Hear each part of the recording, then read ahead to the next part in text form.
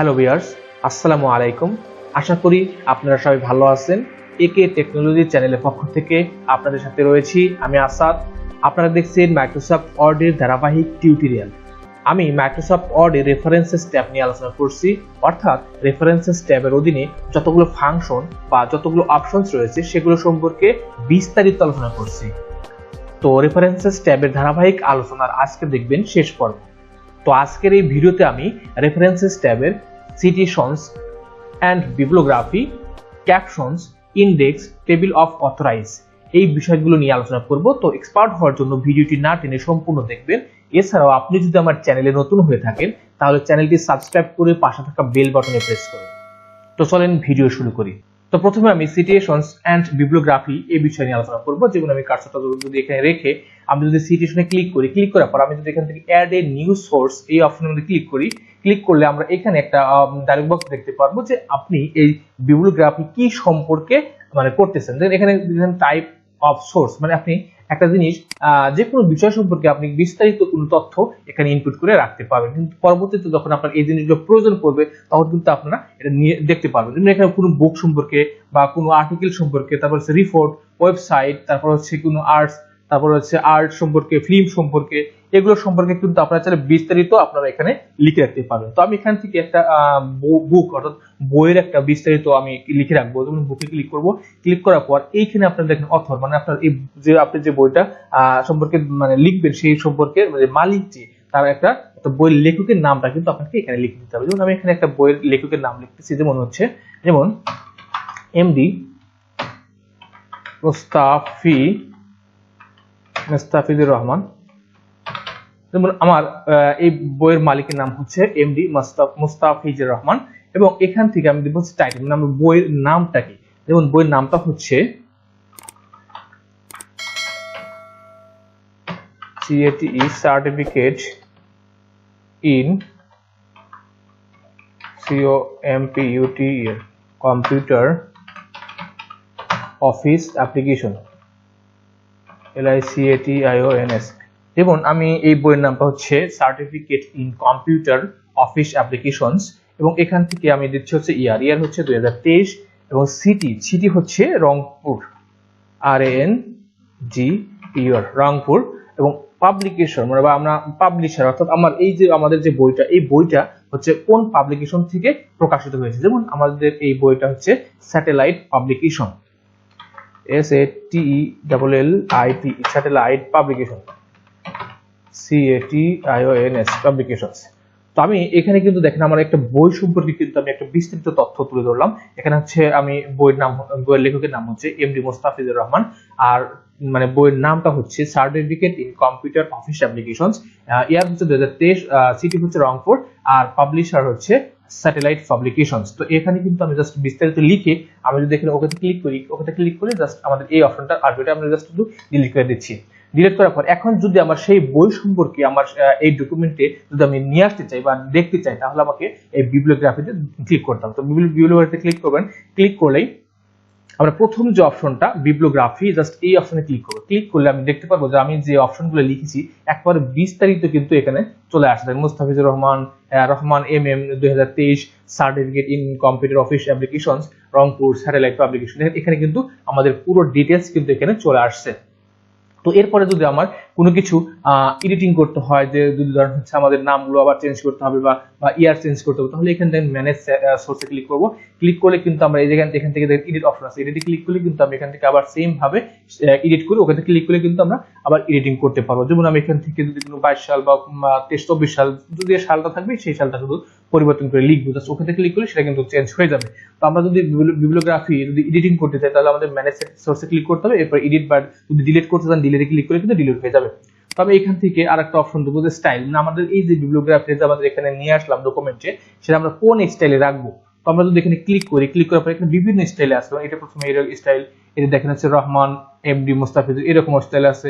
আমি যদি এখান থেকে এটা ইউজ করি তাহলে দেখেন এম রহমান, এভাবে কিন্তু আপনারা প্রত্যেকটা অপশন দেখবেন যে কোনটা দিলে আপনাদের ভালো হয়। তো এই যে এখানে দেখেন লেখা আছে computer in certificate in computer office applications book authorise পুরো ডিটেইলস কিন্তু লেখা আছে। এভাবে কিন্তু আপনারা চাইলে কোন স্টাইলে রাখবেন এগুলো কিন্তু দেখতে পারেন। তো প্রথম যে অপশনটা সেটা আমি এখানে রেখে দিলাম।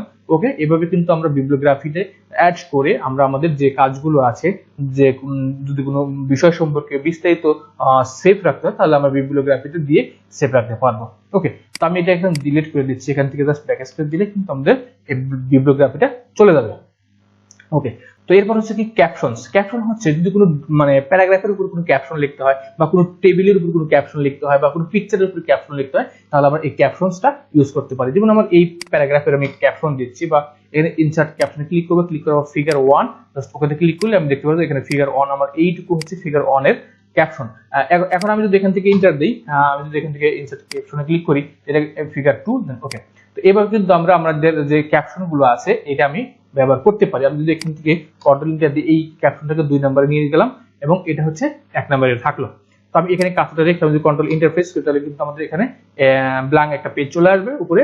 তো এখন আমি চাচ্ছি কি যে আমি যে ক্যাপশনগুলো ইউজ করছি সেটা কত নাম্বার পেজে ব্যবহার করা হয়েছে আমি যদি সেটা এখানে দেখতে চাই তাহলে আমাদের যে অপশনটা ইউজ করতে হবে insert table of figures. Just এখানে ক্লিক করব, ক্লিক করলে আমরা জাস্ট শুধু ওখানে ক্লিক করব, ক্লিক করলে আমি দেখতে পারবো ফিগার 1 2 নাম্বার পেজে এবং ফিগার 2 3 নাম্বার পেজে। তো এখন যদি আমি এখান থেকে সেম ভাবে আমি যদি এখান থেকে আর একটু করি ফিগার ইউজ করি, যেমন আমি এখান থেকে কন্ট্রোল ইন্টারফেস করে আমি এটাকে ফিগার 3 ইউজ করব, জাস্ট ইনসার্ট ক্যাপশন এবং ফিগার 3 ওকে। তাহলে আমি এখানে দেখতে পাচ্ছি যে আমার এই প্যারাগ্রাফটা হচ্ছে ফিগার মানে ক্যাপশনটা হচ্ছে ফিগার 3 এই এতটুকু অপশন। তো এখন যদি আমি এখানে যাই যে আমাদের কিন্তু এখানে ফিগার 3 তে আসেনি, তো আমি জাস্ট এখানে ক্লিক করে আমি যদি এখান থেকে আপডেট টেবিলে ক্লিক করি তাহলে আমি দেখবো যে আপডেট টেবিল অফ ফিগার্স মানে একটা ডায়লগ বক্স আসবে, এখান থেকে আপডেট ইন্টার টেবিল এখানে ক্লিক করে জাস্ট ওখানে ক্লিক করুন তাহলে দেখতে পাচ্ছেন আমাদের এখানে কিন্তু ফিগার 3 কত নম্বর পেজে লেখা আছে সেটা কিন্তু এখানে চলে আসছে। তো এইভাবে কিন্তু আমরা আমাদের ক্যাপশন গুলো ব্যবহার করতে পারি। আপনারা যদি চাইলে এখান থেকে দেখেন আমাদের একটা অপশন আছে ক্রস রেফারেন্স, এগুলো আমি জাস্ট ডিলিট করে দিচ্ছি। কন্ট্রোল ইন্টার দিয়ে পেজটা আমি নিচে দিয়ে দিলাম। এইখানে আমি ক্রস রেফারেন্স করব, যেমন আমাদের ইন্ডেক্স তৈরি করবো। এখানে ইন্ডেক্স করলাম যে আমি যেখানে প্রয়োজন সেখানে ক্লিক করে কিন্তু যেতে পারবো। তো আমি ক্রস রেফারেন্সে ক্লিক করব, ক্লিক করার পর আমি এই অপশনে ক্লিক করে আমরা এখান থেকে ফিগার, যেহেতু আমরা ফিগার ব্যবহার করছি ফিগারে ক্লিক করে ফিগার 1 2 3 তিনটা ফিগার কিন্তু এখানে আছে। তো এখানে অনেক ক্লিক থেকে আমি ইনসার্টে ক্লিক করি, আমি দেখতে পাচ্ছি ফিগার 1টা আমার এখানে চলে আসছে। আমি যদি এখান থেকে ইন্টারপ্রেস করি, আমি যদি এখান থেকে ক্রস রেফারেন্সে ক্লিক করে আমি যদি ফিগার 2 তে ক্লিক করে ইনসার্ট এবং আমি যদি আরেকটা ইন্টার দিয়ে আমি যদি ফিগার 3 তে ক্লিক করে ইনসার্ট করি তাহলে আমি দেখতে পাচ্ছি যে আমার এখানে কিন্তু 1 2 3 তিনটা ফিগার কিন্তু এখানে আসছে। তো এখন যদি আমি ফিগার 2 এই অপশন এই জায়গায় যেতে চাই তাহলে আমি কন্ট্রোল চিপে ধরে আমাদের কিন্তু মাউস পয়েন্টার রাখলে কিন্তু লেখা উঠতেছে কি যে control plus click to follow link. তো আমি যদি কন্ট্রোলে জাস্ট শুধু ক্লিক করে চেপে রেখে আমি যদি ক্লিক করি তাহলে আমি দেখতে পাচ্ছি আমার ফিগার 2 এর কাছে কিন্তু কার্সরটা নিয়ে আসছে। আমি যদি কন্ট্রোল হোম দেই প্রথম পেজে আসলাম, আমি যদি এখানে অনে যাই জাস্ট কন্ট্রোল ধরে আমি যদি এখানে ক্লিক করি তাহলে দেখতে পাচ্ছি ফিগার 1 এর কাছে নিয়ে আসছে। আমি যদি কন্ট্রোল হোম দিলাম, আমি যদি এখান থেকে কন্ট্রোল ধরে রেখে আমি যদি ফিগার 3 তে ক্লিক করি তাহলে আমাদের ফিগার 3 এর কাছে নিয়ে আসবে। তো এইভাবে কিন্তু আমরা চাইলে কি করতে পারি আমাদের এই যে ফিগার বা ক্যাপশন যেগুলো আছে এগুলো ব্যবহার করতে পারি। এবং আপনি চাইলে যে শুধু ফিগারটা শুধু যে আপনি ডকুমেন্টে ব্যবহার করতে পারবেন এমন কোনো কথা নয়। আপনারা চাইলে কিন্তু এখানে ক্লিক করে আপনি যখন এখানে দেখেন ফিগার লেভেল এখানে ক্লিক করে আপনি দেখেন ইকুয়েশন যদি ইউজ করতে চান ইকুয়েশন ইউজ করতে পারবেন এবং এখান থেকে টেবিলের ভিতরে কিন্তু ফিগার ইউজ করতে পারবেন। আবার চাইলে নিজের থেকে কিন্তু তৈরি করতে পারবেন। যেমন আমি এখান থেকে এখানে একটা টেবিল ইনসার্ট করলাম, যেমন আমি এখান থেকে একটা টেবিল নিলাম, টেবিলের উপরে আমি একটা ফিগার ইউজ করব। জাস্ট এখানে রেফারেন্সে গিয়ে আমি যদি এখান থেকে ক্যাপশনে ক্লিক করি, ক্যাপশনে ক্লিক করার পর আমি যদি এখান থেকে দেখেন ফিগার 2 আমি যদি এখান থেকে ক্লিক করি, আমি যদি এখান থেকে টেবিলে ক্লিক করি এখানে টেবিল 1 চলে আসছে। আমি এইটা এখন কোথায় বসাবো ইয়াটা ক্যাপশনটা, এটা হচ্ছে টেবিলের উপরে। তাহলে এখানে লেখা আছে পজিশন অ্যাবভ সিলেক্টেড আইটেম। ওকে, এখানে ক্লিক করে আমি কিন্তু বিলো দিতে পারি। তো আমি উপরে রাখবো তাহলে অ্যাবভ দিবেন, বের ওকে ক্লিক করবেন। তাহলে আপনারা দেখতে পাবেন এখানে কিন্তু আমাদের কিন্তু একটা ফিগার বা ক্যাপশন কিন্তু চলে আসছে। তো এইভাবে কিন্তু আপনারা চাইলে প্রত্যেকটা অপশনের ভিতরে বা আপনি কোনো টেবিল বা কোনো ডকুমেন্টের বা কোনো প্যারাগ্রাফের উপরে কিন্তু এরকম ভাবে ফিগার বা ক্যাপশনগুলো ইউজ করতে পারবেন। এরপর হচ্ছে আপনি চাইলে এখান থেকে ক্রস রেফারেন্স করে একটা ইন্ডেক্স তৈরি করে আপনি স্থানান্তর করতে পারবেন। ওকে, তো আমি এখানে প্যারাগ্রাফ নিচ্ছি, আমি এখান থেকে RAND ব্র্যাকেট ওপেন এবং ক্লোজ দ্য ইন্টারফেস করলে কিন্তু আমাদের এখানে কিছু দামি টেক্সট চলে আসবে। আচ্ছা ওকে, এরপর আছে আমি মার্ক এন্ট্রি এটা ইউজ করব। মার্ক এন্ট্রিটা হচ্ছে ধরুন আমি এখানে জাস্ট এতটুকু সিলেক্ট করে আমি যদি মার্ক এন্ট্রিতে ক্লিক করি, দেন আমি যদি মার্কে ক্লিক করি তাহলে আমরা দেখতে পাচ্ছি এখানে কিন্তু আমাদের প্যারাগ্রাফ মার্কটা কিন্তু শো হয়ে গেছে। তো আমি যদি এখান থেকে হোম ট্যাবে যাই গিয়ে যদি এটাকে মানে হাইড করি তাহলে কিন্তু আর এখানে কিন্তু আমাদের কোনো কিছু দেখা যাচ্ছে না। তো আমি এখান থেকে জাস্ট কন্ট্রোল ইন্টারপ্রেস করব, ইন্টারপ্রেস করার পরে আমি জাস্ট কার্সরটা এখানে আনলাম, আনার পরে আমি যদি রেফারেন্সেস ট্যাবে গিয়ে আমি যদি এখান থেকে ইনসার্ট ইন্ডেক্স এখানে ক্লিক করি, ক্লিক করে আমি জাস্ট ওখানে ক্লিক করি, তাহলে দেখেন আমার সেভ টাইম 2 নম্বর পেজে লেখা আছে। আর এখানে এই অপশনটা কিন্তু আমাদের কিন্তু এটাও কিন্তু 2 নম্বর পেজে লেখা আছে। তো আমি যদি এখান থেকে ধরেন হচ্ছে এখানে কিছু আমি 3 নম্বর পেজে নিয়ে যাবো, সেভ টাইমটাকে এখানে কন্ট্রোল এন্টার দিয়ে 3 নম্বর পেজে নিয়ে গেলাম। তো এখন যদি আমি উপরে চলে আসি, তো এখানে কিন্তু আপডেট হয়নি। যদি আমি এখানে কার্সরটা রেখে আমি এটাকে সিলেক্ট করে আমি যদি এখান থেকে আপডেট ইন্ডেক্স এখানে ক্লিক করি, দেন আমি এখন দেখতে পাচ্ছি সেভ টাইমটা কিন্তু আমাদের 3 নম্বর পেজে, ভিডিওটা কিন্তু এখানে 2 নম্বর পেজে লেখা আছে। তো জাস্ট এটা শুধু জাস্ট আমরা দেখার জন্য যে আমরা কোন অপশনটা আমরা কত নম্বর পেজে লিখে দিয়েছি। ওকে, এরপর আমি এটাকে জাস্ট শুধু ডিলিট করে দিলাম, আমাদের সবগুলো অপশন ডিলিট হয়ে গেল।